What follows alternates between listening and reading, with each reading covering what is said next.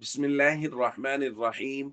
عن أبي الدرداء رضي الله تعالى عنه قال قال رسول الله صلى الله تعالى عليه وسلم: أكثر الصلاة علي يوم الجمعة فإنه مشهود تشهده الملائكة.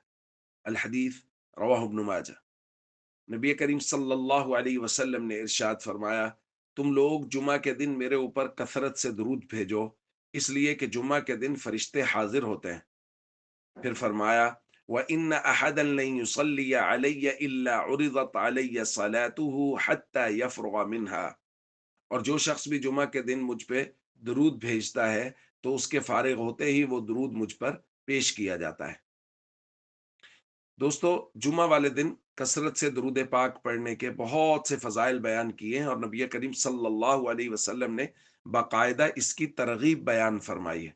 और बाद रिवायात में मी यौमिल जुमुआ व लैलतिल जुमुआ का लफ्ज़ है कि जुमा और शब जुमा में कसरत से दुरूद पाक पढ़ा जाए। इसलिए हम सबको चाहिए नबी करीम सल्लल्लाहु अलैहि वसल्लम के साथ अपना ताल्लुक मजबूत करें और उसके सबसे बेहतरीन सूरत कसरत से दुरूद पाक पढ़ना है। आम दिनों में भी दुरूद पाक पढ़ा जाए, लेकिन जुमा वाले दिन मतलूब है कि कसरत से दुरूद पाक पढ़ा जाए।